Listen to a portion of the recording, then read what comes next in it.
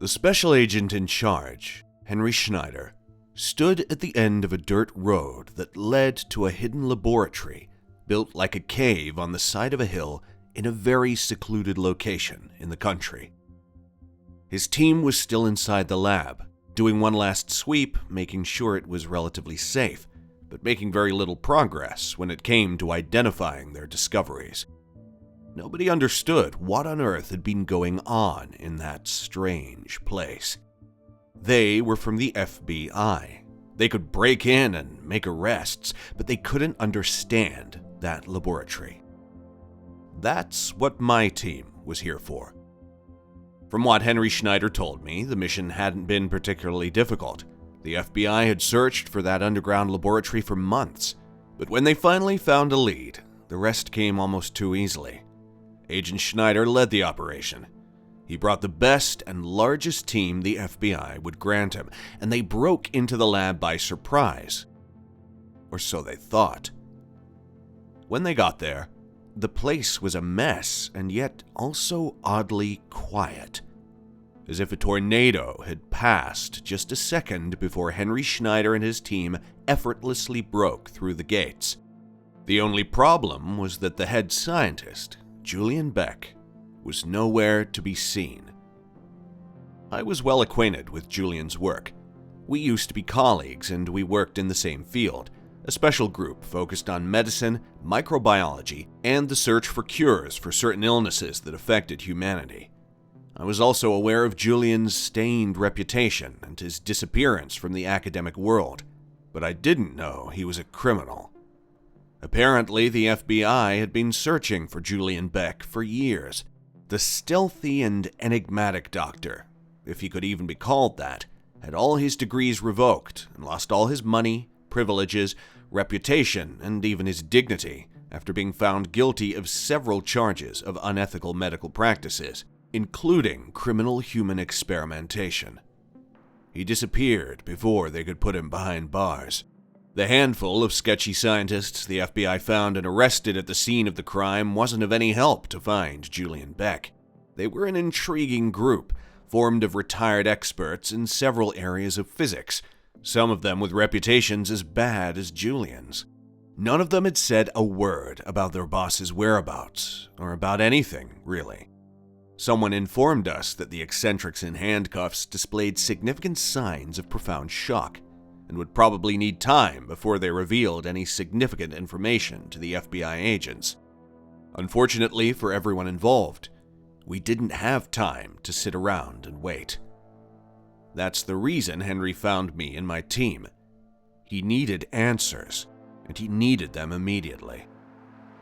The previous day, a black SUV showed up in front of my house, and Henry Schneider introduced himself as special agent in charge from the FBI, dealing with a highly sensitive and urgent mission that required the expertise of the best scientists in the country, knowledgeable in areas of biology, physics, and the history of Julian Beck.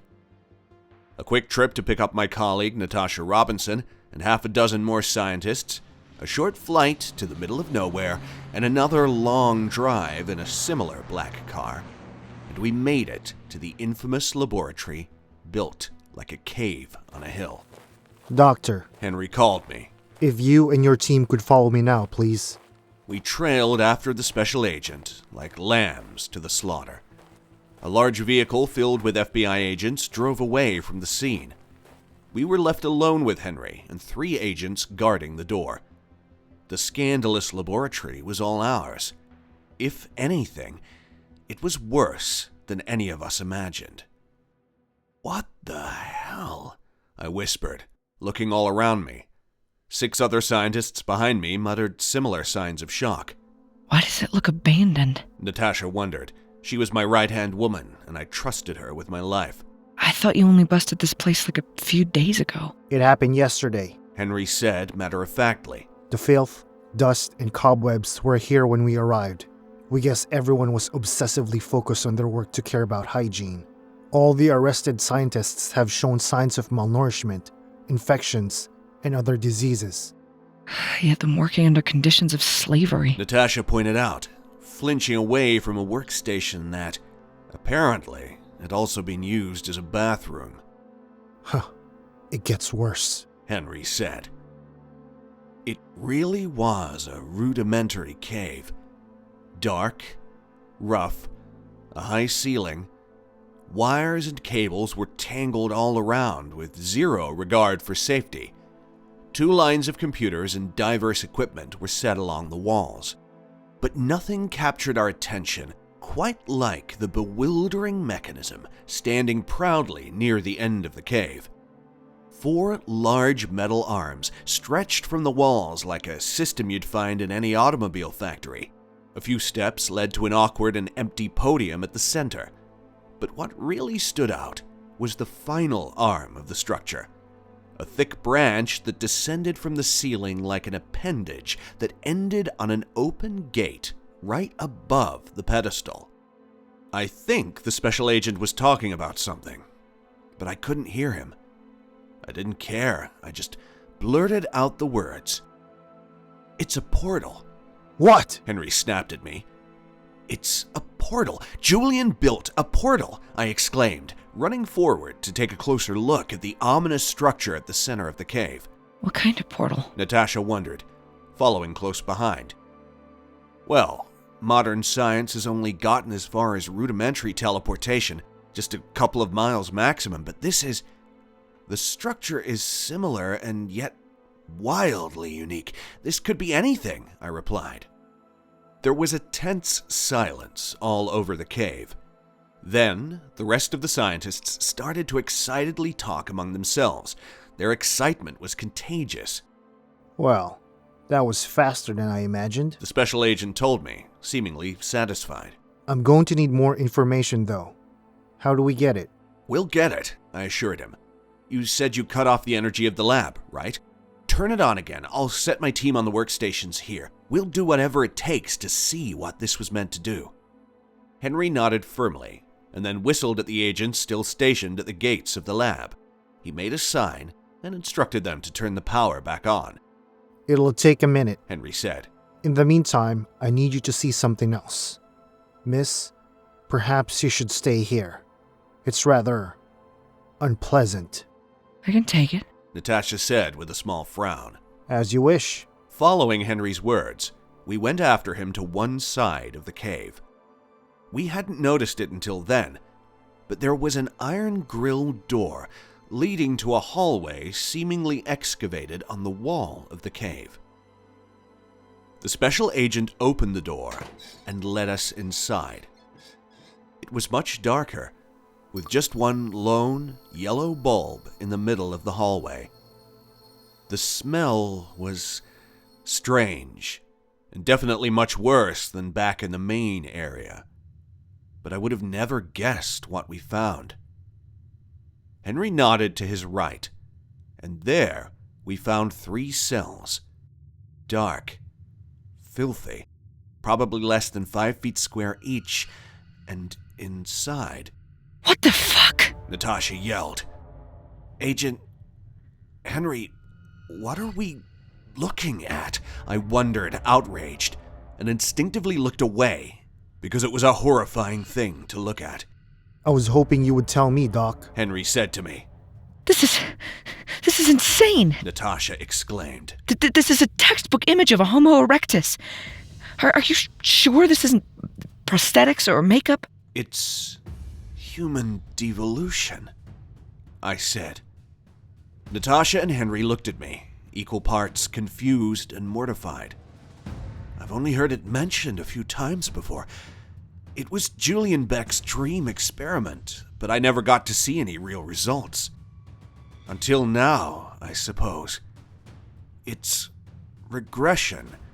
It's a purposeful reversion of natural evolution to recreate ancient states of being. Why the fuck would anyone want to do that? Henry wondered. I shrugged and thought for a minute, searching for the right words. I studied the specimen in front of me. He looked almost like a man, standing tall, leaning against the corner of his cell and breathing heavily. His body was almost entirely covered in hair. He had big shoulders, strong legs, and a skull noticeably different from ours. But as I looked into his eyes, full of primal fear, I couldn't help but think about how he wasn't always like this. He used to be a man like any other, and now he was something else. He was a creature. What the hell did you do, Julian Beck? After clearing my throat, I tried to explain. Well, Julian believed that with human devolution, he could cure almost any illness that modern humans suffered. He said he'd be able to cure cancer. This doesn't seem worth it. Natasha sighed. We call him the caveman. Henry told us, and I was annoyed at the way he sounded almost amused at the nickname. Why didn't you take him with the other arrested scientists?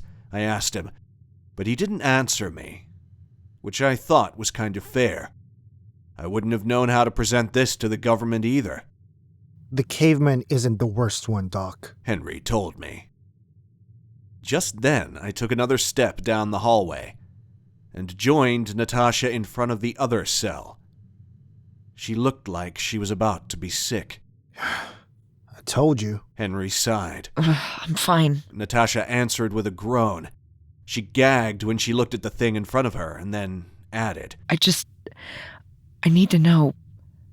Doctor, what the hell is this? I couldn't speak at first. This specimen was much different. It was a poor, frail little thing, curled up in a fetal position on one side of the cell. First, I thought it could be a fetus, the size of a teenage boy. Then I thought it was an elderly man suffering from an unspeakable disease. But nothing made sense. It was human, or it used to be. The limbs were so slim, the skin was a sickly gray color, and it was all covered in thin black hairs. But the real shock was the marks covering the body. Narrow lines raised all over his skin like ducts, like tubes encrusted under the skin, like veins.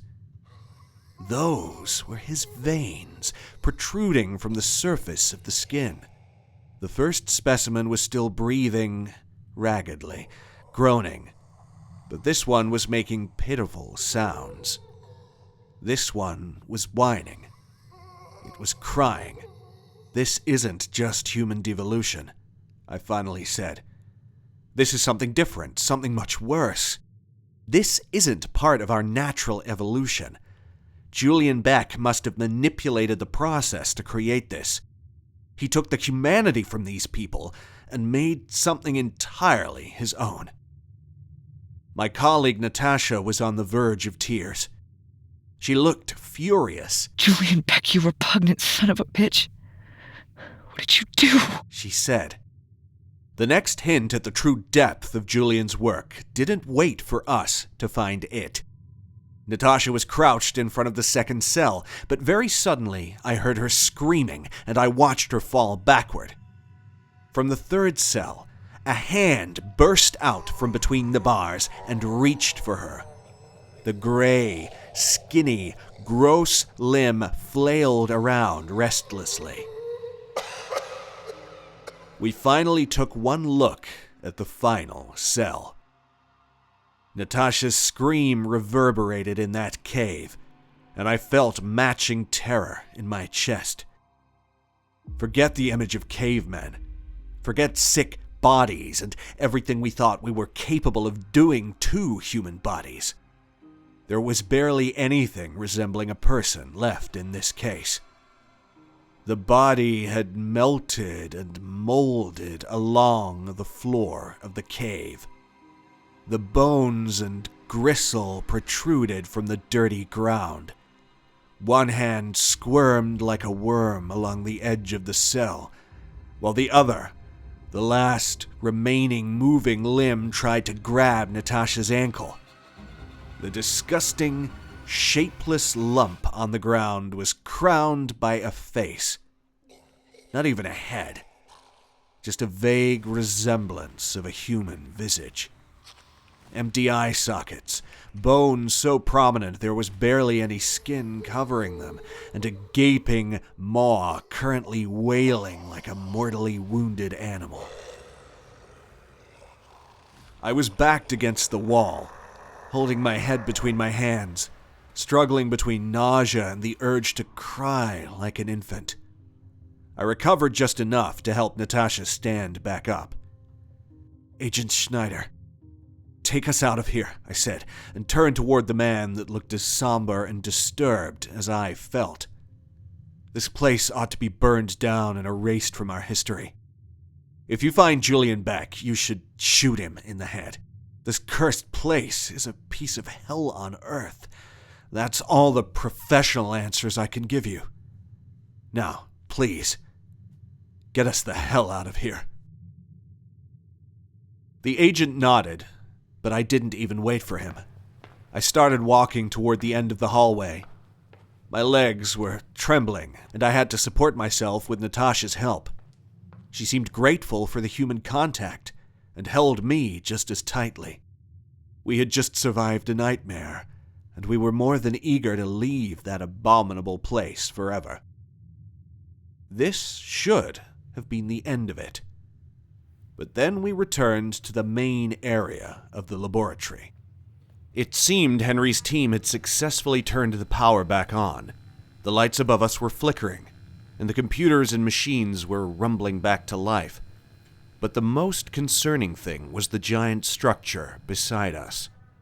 The 4 mechanical arms were starting to move, twisting and turning like real limbs, and the pedestal at the bottom was beginning to glow. I heard Natasha ask me something, and I noticed Henry barking orders as he stood next to us, but I couldn't focus on them. I remembered some of Henry's first words to me. They didn't find Julian Beck.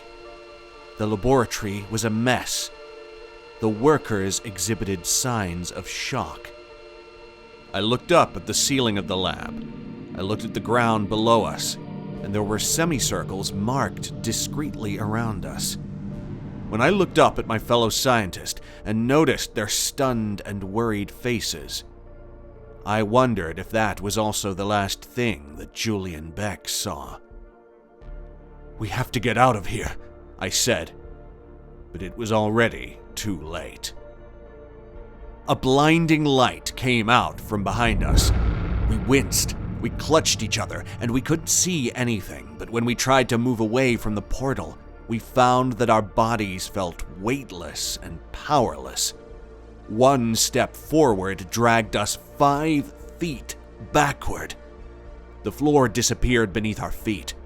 There was nothing solid around us but each other, and then, finally, mercifully, we crashed back down onto the ground. Before I even opened my eyes, all my other senses were overwhelmed. There was a painful pressure on my shoulders where Henry's heavy boot was pressing against me, and my legs were going numb because Natasha was lying on top of them. I was cold, despite the lack of breeze around me. It was just the kind of cold you feel deep within your bones. The ground below me was rough and uneven, but somewhat yielding, making me think of stepping around a marsh. But what really brought me back to my senses was that goddamned awful smell. It brought me back to my medical studies, to anatomy classes, and the lingering smell of formaldehyde, and the memory of dissected bodies. But much worse. Sharper, as if the formaldehyde wasn't quite enough to disguise the scent of death and stop the decomposition of the flesh and organs. I pushed myself to a seated position and realized the special agent was already up and alert, studying our surroundings. Natasha was waking up and immediately throwing up somewhere near my feet. I couldn't blame her. If the smell wasn't bad enough, then the disturbing space around us was enough to make any person gag. Fucking hell. Henry sighed when he realized we were awake and listening. This is revolting. This... Doc, please, help me understand what this is. I was shocked to hear his voice tremble. This man was from the FBI. He said he was a veteran. He was prepared for the worst that humanity could throw at him. And our current location was almost enough to bring him to tears. Doc, please tell me we are... These can't be human bodies, right? Natasha whispered, trying to stop her own tears. I couldn't lie to them. I took one more look around us. The dimension of the space was similar to the cave we had unwillingly left, but there was no ending in sight, and no ceiling above us. The walls stretched probably more than 100 feet above us, and at the top, there was a nearly homogeneous gray smoke.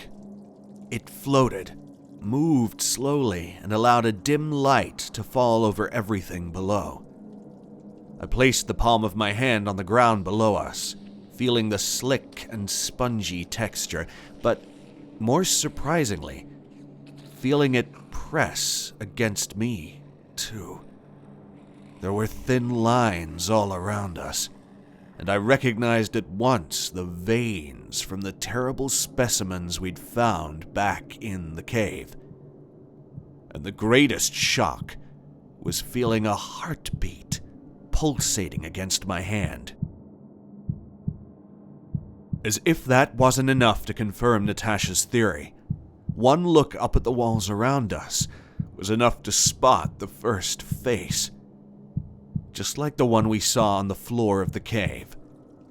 Empty eye sockets, a perpetual expression of despair, jutting bones, a yawning mouth, and, in this case, it still had a row of sharp, yellow teeth inside. There were countless faces like that one. They showed up at random intervals in the walls, on the floor, contorted awkwardly in the corners, watching us, moaning softly, connected by endless veins and beating like one single heart. I don't care what this is made of, Henry said. We'll blow this all up anyway. I just want to find the exit. He stood up on trembling legs, but quickly worked on regaining his composure. He prepared one of his guns and offered me the other, but I declined. I couldn't shake off the idea that we were surrounded by creatures that used to be human. Henry passed the gun to Natasha, and she accepted it, looking horrified at it, but also standing a little taller. She said, We can't be far from the cave, right? This is probably teleportation. We're probably just a few meters away from the primary location. He kept that thick wall of solid rock to have this secret, perfectly safe hideout. Right? I let them discuss that theory for a moment. I thought it was best not to share yet my theory that we were put through a portal that led to a man-made dimension, built on human bodies, manipulated through human devolution, and molded to fit Julian Beck's hellish dream. But there was something I couldn't hold back. There's no exit, I snapped at them. There's no visible portal here, no structure or machinery for it. If there's an exit, and there has to be one, only one person can tell us about it. You know this is where he escaped to when he heard the FBI approaching. You know this will be your only chance to arrest Julian Beck. Natasha looked devastated. She was shaking her head almost imperceptibly. She knew me like no one else, and she was disappointed in my choice. Back in the cave, I had chosen to run away, refused to see more of a sick man's torture of innocent bodies. But this was way too much. I needed to find Julian Beck, look him in the eye, and then... Well, I wasn't quite sure yet, but I knew I needed to follow my instinct and get to the bottom of this grotesque mystery. The special agent cleared his throat and addressed us, saying, Very well. Let's go then. I'll lead. Doc, you'll be in the middle. Miss Robinson, I trust you to watch our backs. I'm going to need you both to keep your eyes peeled and don't trust absolutely anything around here except each other. Do not hesitate to shoot. Don't try to be humanitarian and don't investigate more than you should. Understood? Our nods and silence were enough for him. He started marching forward, trusting that we would do the right thing and follow him, and we tried. But... What the fuck? Henry screamed. There was a moment of confusion. He stopped walking, and Natasha screamed too. I looked around us for the source of his distress, and then I saw it. A gray and decaying hand burst up from the soggy ground and grabbed his ankle.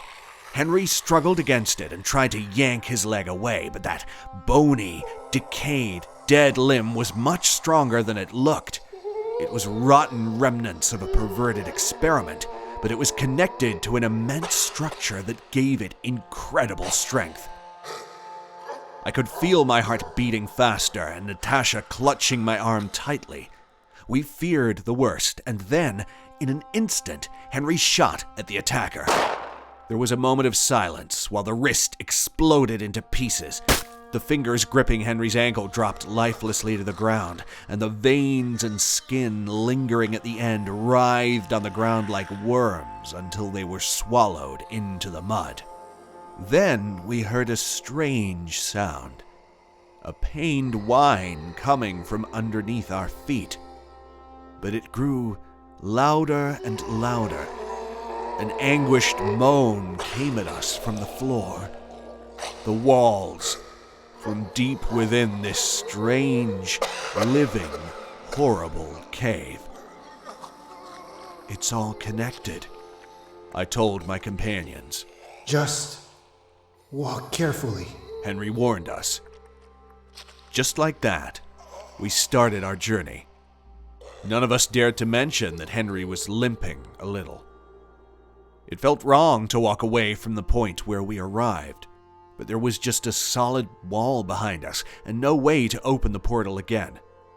I quickly rejected Natasha's theory that we were just deeper under the hill, just in a different cave. This place seemed endless. It wasn't a linear cave. It twisted and turned and often led us sharply left or right. It gave the impression of being a downhill path, and I tried not to think that we were descending into a very real and carefully planned hell. But our surroundings didn't help. There were eyes watching us from every angle. Some of the faces barely resembled something that used to be human. Some of them still had eyeballs on them, though they were blank and unseeing, yet gave the impression of following our every move. Usually, the mouths were opened, and we could hear them crying, mumbling incoherently, and a couple of times we came across one of those faces encrusted on a wall that had a thick, black liquid oozing from its mouth, trickling down the wall, forming a revolting puddle on the ground that we knew it was best to avoid. I couldn't help but wonder where they came from. If they were ever human, if Julian transformed them in this dimension, if he had been grave robbing fresh corpses to bring here, if he kidnapped innocents in the real world, if there was a chance these people willingly offered their lives and bodies to be profaned and used for a despicable man's benefit. I was so focused on my thoughts that I missed Henry whispering an order. He had to grab my arm to keep me from taking another step forward. That's when we realized we weren't alone. It wasn't just the remains of faces and limbs dangling from the walls. Just as we had seen different specimens back in the laboratory, there were some of them there with us, too. About 30 feet away from us, there was some movement. There was a creature crawling along the floor. It was like the second specimen we found. Gray, hairy, with protruding veins and skin sticking to its bones. It was made up of the same as everything around us, and its skin was so rotten it seemed that with every move it had to detach itself from the sloppy ground that tried to absorb it. In the silence, I could hear the nauseating squelch of the skin hitting the ground. The poor thing moved toward us slowly, on its hands and knees. Henry pointed his gun at it and signaled us to stay quiet and still as he decided what to do. But he didn't have time to think any longer. The choice came running at us from around a corner. It was something like the caveman we encountered previously. It was almost a man, full of hair, burly, fast, and growling angry as his white eyes focused on us. Henry didn't hesitate. He shot that creature right in the head, and then he shot the small and sick one too, just in case. The piece lasted only a second before 2 more cavemen appeared from around the corner. Henry continued shooting, but more and more of them started showing up. All of them were in diverse states of decaying, endless examples of human devolution. Human skulls on primitive bodies, veins covering them like vines, gray skin sagging from their bones, empty eye sockets. They were all dead in one way or another. Running or crawling or stumbling, they were all coming at us. Henry couldn't deal with them alone. Natasha fumbled with her gun, and at the first shot she cried out at the recoil, but she kept going. She didn't have Henry's aim and couldn't kill them at once, hitting their heads, but she was of great help. I didn't know what to do. Henry stopped to reload his gun, but I knew we couldn't fight for long. I had to do something. Julian, I know you can hear me, Julian. Stop this. Stop this right now. Let us see you. Where are you, Julian Beck? It took a moment, but then it started to feel like the world was ending right in front of us. The ground started to shake, and the creatures coming at us stopped moving, and then started crumbling. Just their bones breaking, their skin falling off, eyeballs rolling over. The few organs left deflated and melted, and everything turned into a big, rotten pile of flesh and decay in the middle of the path. One man stood behind his morbid creation. He looked half dead already, almost like any other of his monsters. He was all bones and thin, translucent skin. He was trembling on his feet, and barely holding in his hand an electronic device with dozens of cables connected to his body. "Was it worth it?" I demanded. "Was any of this worth it, Julian? You corrupted science for yourself alone, Julian. It wasn't meant to be like this. We were supposed to strive for progress. Not this. This isn't healing. You have enslaved human corpses. You've built a world of nothing but death and endless pain." Julian Beck, you're under arrest and you're coming with us, Henry said, steadily aiming his gun at Julian. It was a threat, obviously, but I could tell it was also his way to look for the exit. Julian shook his head slowly, and even then the movement made it look as if his frail skull would fall off his head. "Get out of my world before it's too late." His voice was rough and shaky. He sounded like an elderly man on his deathbed, even though he couldn't have been more than 60. His process of devolution had started, and yet he was a god in this wretched dimension he created. But I was more struck by his words. "Before it's too late." I turned to look at Henry and Natasha, and I almost screamed at what I saw. Henry's hair, which had been neatly short and gray at the temples at the start of the day, was now pitch black, and much longer than before. In contrast, Natasha's youthful face now showed laughter lines and wrinkles at the corner of her eyes. I looked at my own hands and almost started crying when I noticed my veins were just slightly more noticeable than before. We were experiencing the beginning of the devolution process just by spending too much time in that horrid place. For better or for worse, Julian raised one trembling finger to the device on his hand, and without any sort of warning, a new blinding light shocked the three of us. No, I thought we couldn't leave just like that. We couldn't let Julian get away. But we couldn't fight it. The weightlessness, the light, the disorientation, and then the awkward fall on the firm and familiar ground of the laboratory. Scientists and agents of the FBI rushed toward us, looking at us with worry and shock. Henry's ankle was hurt and infected. Natasha was throwing up again. Our clothes were dirty and stained with rotten flesh. But all I could think about was destroying the entire cave and making sure that Julian Beck never returned to our world.